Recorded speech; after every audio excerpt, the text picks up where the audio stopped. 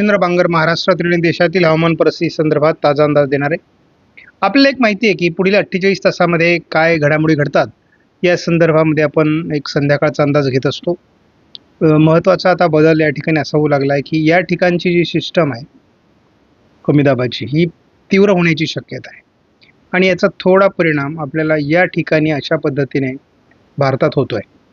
मात्र या ठिकाणावरून जी काही बाष्प मान्सूनसाठी पूरक आहे ते येणं अपेक्षित होतं, परंतु फारसं हे बाष्प भारताच्या दिशेने येत नाही, ते विरुद्ध दिशेने जात आहे आणि त्यामुळे अवरोध निर्माण झाल्यामुळे मान्सून पुढे सरकत नाही आहे। भारतीय हवामान खात्याकडून आज 26 तारखेला केरळमध्ये मान्सून येईल अशा प्रकारची घोषणा करण्यात आलेली होती, कारण 16 तारखेला अंदमानात मान्सून दाखल झाला होता आणि आज तब्बल त्याला 10 दिवस झाले आणि साधारणपणे 10 दिवसाच्या अंतराने अंदमान ते केरळ असा प्रवास होत असतो, परंतु अनुकूल परिस्थिती निर्माण होत नाही। ही जरी गोष्ट खरी असली तरी बरेच घटक आता निकषानुसार पूर्तता करतायत, त्यामुळे यदा कदाचित पुढील 2-3 दिवसामध्ये मान्सून केरळात येऊ शकतो। वेदर हे एक पर्जन्य साक्षर चळवळीतील आमचे एक सहकारी यांच्या अभ्यासानुसार त्यांनी असं म्हटलंय की नैऋत्य मान्सून केरळमधील आगमन हे 3 ते 4 जूनला होईल। तर हे त्यांचं व्यक्तिगत मत असेल। तर आपल्याकडे जो डेटा उपलब्ध झालेला आहे त्या डेटामध्ये सध्याच्या परिस्थितीमध्ये जे क्रायटेरिया केरळमध्ये मान्सूनसाठी आवश्यक आहेत ते क्रायटेरिया फुलफिल होताना दिसत आहेत। बहुतांश क्रायटेरिया या ठिकाणी पूर्ण होत आहेत, परंतु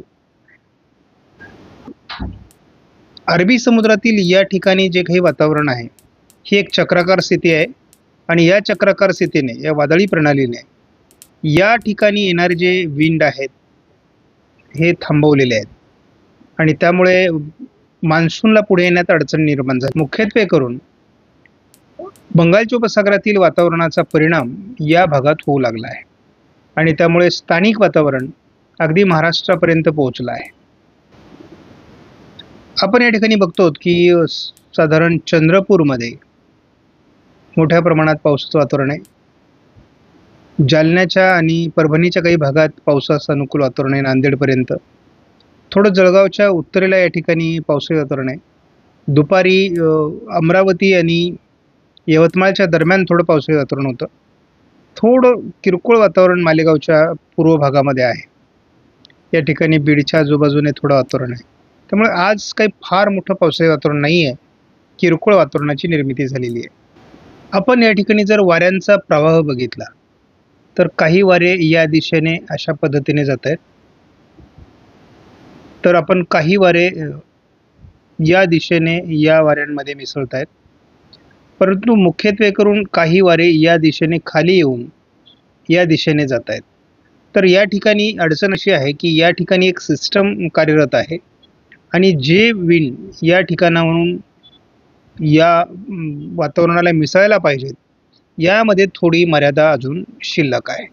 त्यात एक अरबी समुद्रामध्ये आहे, एक बंगालच्या उपसागराच्या पूर्वेला आहे, परंतु महाराष्ट्रामध्ये किंवा भारतामध्ये या ठिकाणी फार पावसाळी वातावरण मे मध्ये तयार होताना दिसत नाही। आपण पुढील 48 तासाचा अंदाज जर बघितला तर 27 तारखेला पश्चिम महाराष्ट्र आणि दक्षिण कोकण असं वातावरण दाखवले, परंतु असं वातावरण तयार होत नाही।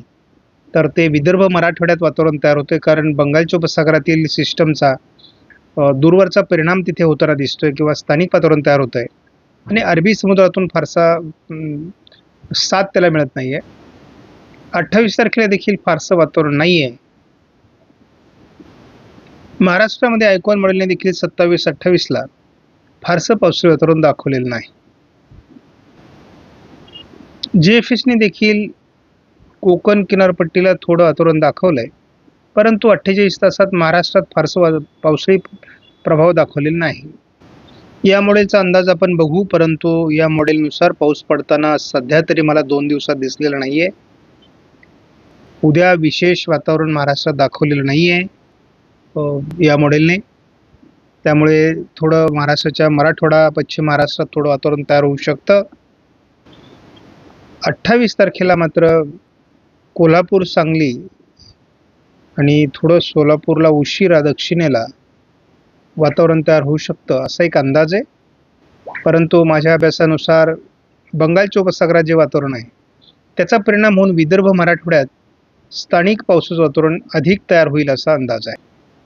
त्यामुळे कमजोर मान्सूनची परिस्थिती सध्या निर्माण होते. अगदी 29-30 तारखेपर्यंत देखील कुठलंही विशेष वातावरण नाही आहे. वातावरणात बदल हा 31 तारखेपासून होईल असा अंदाज आहे. त्यामुळे आपला अंदाज आहे की 6-7 तारखेला महाराष्ट्रामध्ये मान्सून दाखल होईल आणि त्यानंतरच महाराष्ट्रामध्ये म्हणजे 8 तारखेनंतर महाराष्ट्रातल्या पावसाच्या ॲक्टिव्हिटीज मुख्यत्वे करून वाढतील. आपला अंदाज आहे की आता 2-3 दिवस तरी साधारणपणे म्हणजे 6-7 तारखेला जर महाराष्ट्रात मान्सून यायचा असेल तर 29-30 तारखेला मान्सून